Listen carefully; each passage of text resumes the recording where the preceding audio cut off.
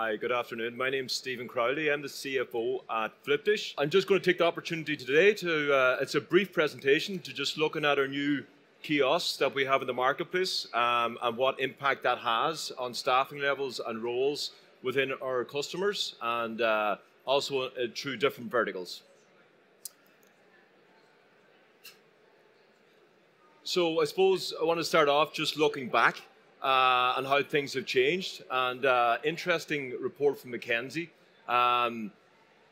So 1/3 of new jobs created in the United States in the past 25 years were roles that did not exist at that time.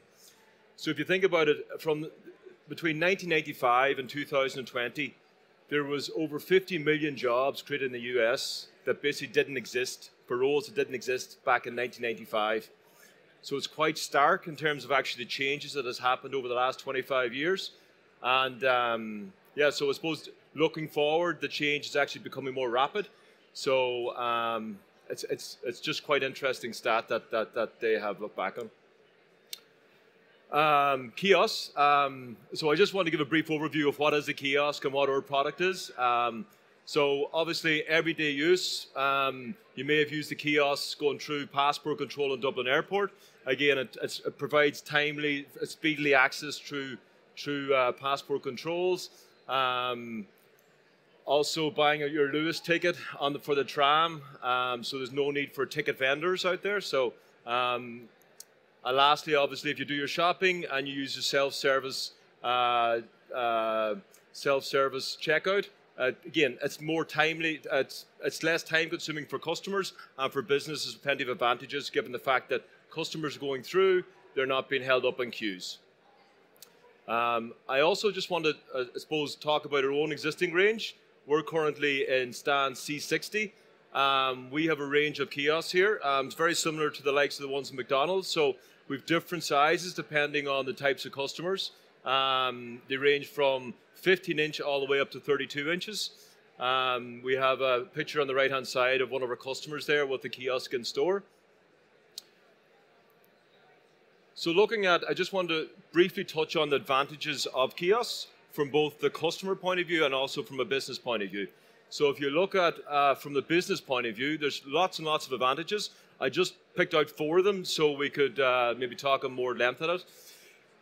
Number 1, I would suggest, is in terms of the order values going through a kiosk. So McDonald's thankfully has done a lot of our research for us. They've had kiosks in store since 2015. By the end of 2020, according to the latest quarterly reports, they will have kiosks in every single one of their 14,000 stores in the US. Their average order values have increased by 30% because of kiosks in store. Now that's, I suppose there's lots of reasons why there's average order values through kiosks are higher than traditionally. The imagery, the upsells, people spend longer at a kiosk, they feel more comfortable ordering through that way as opposed to traditionally through the till. Secondly, from a staff efficiency point of view, again, the kiosks are replacing lots of roles, repetitive roles that traditionally would have been carried out within a quick service restaurant, and staffing are being freed up to do, I suppose, more sales type roles, support roles, and I suppose one instance, we have a customer in the UK whose peak times are early morning from 12 a.m. up to 4 a.m. They actually couldn't get staff to man the tills, so they introduced 3 of our kiosks in store, and basically that has just freed up the kitchen staff just to prep food and I suppose prepare the orders, and it's worked out very well for them. The third point, I suppose, I'm an accountant by background, so I know from being in audit before that every takeaway and every restaurant has a notional cost in their P&L in relation to whether you call it lost cash or stolen funds, either internal or external. I suppose by the introduction of self-service kiosks, that eliminates that cost completely from a P&L, and that benefit is an immediate benefit. So there's a full reconciliation, a full audit trail, full tills receipt in terms of actually all the transactions going through. So you can just see the benefit from a business point of view from the kiosk. Lastly, in relation to repeat customers, so Forbes recently looked at the experience of customers that order from kiosks, and they found that 65% would go back to a quick service restaurant because they have a kiosk in store. So the experience of an end user with a kiosk has been very favorable. And I suppose as the technology gets more and more innovative and personalized, that experience for an end user gets better and better.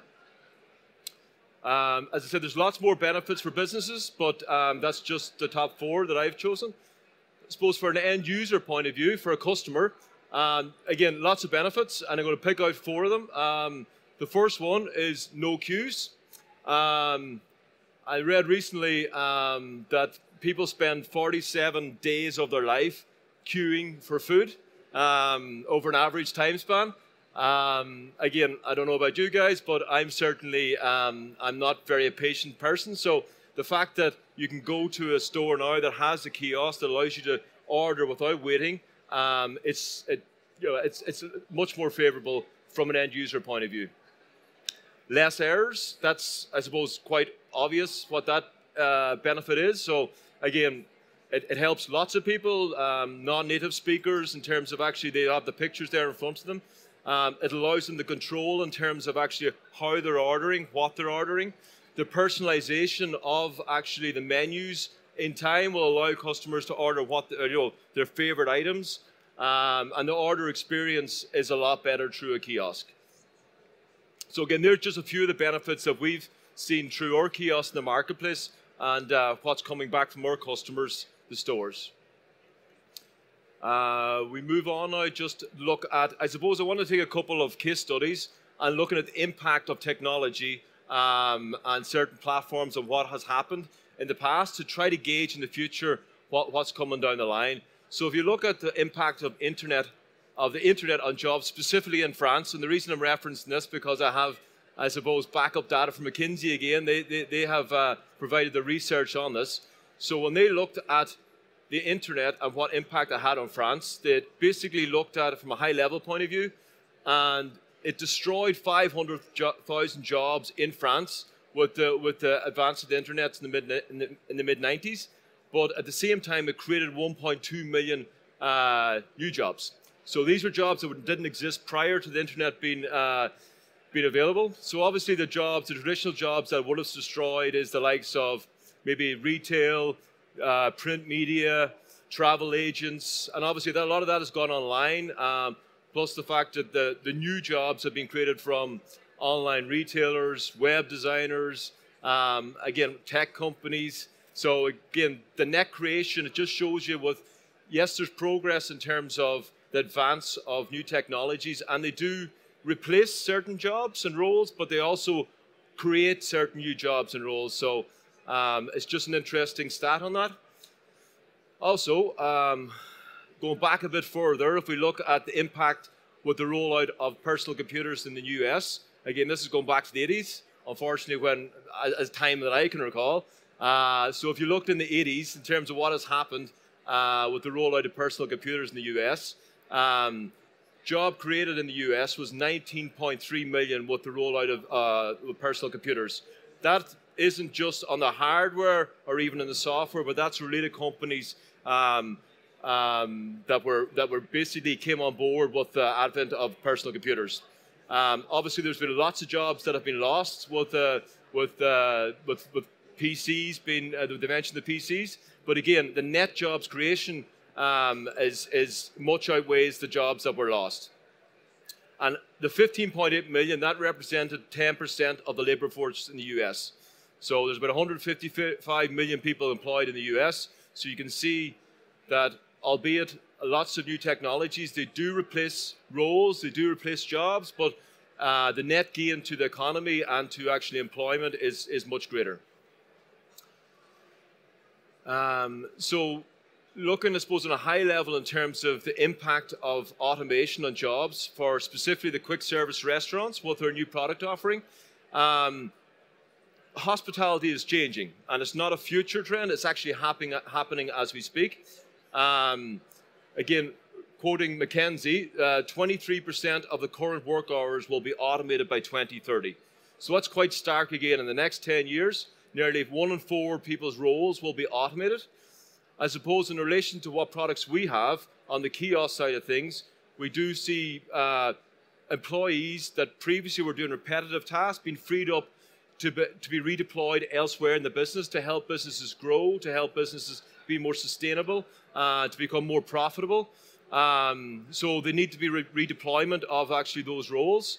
So again, a couple of examples that, again, our customers have had through their rollout of kiosks. Again, concierge type services, so you have people actually going helping people order, providing upsells, showing them how the kiosks work, and actually how they can easily order food. So again, when they come back to repeat that, it's seamless, it's easy for them.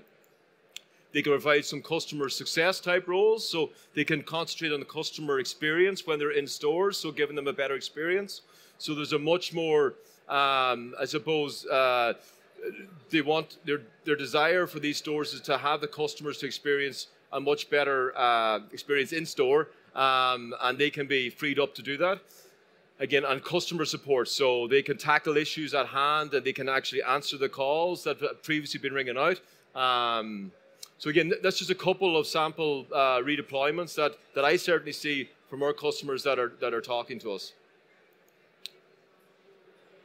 So again, looking into the future, again, it's very difficult to ascertain what's going to happen in the coming 10 years, never mind, or sorry, the next couple of years, never mind the next 10 years. But I suppose what has happened, and it's going to be rolled out, we believe, in the coming years in Europe. So in the US, they have, I was over there prior to Christmas, they have these new linked NYC smart kiosks. So they've previously replaced where the payphone kiosks were in the States, in New York.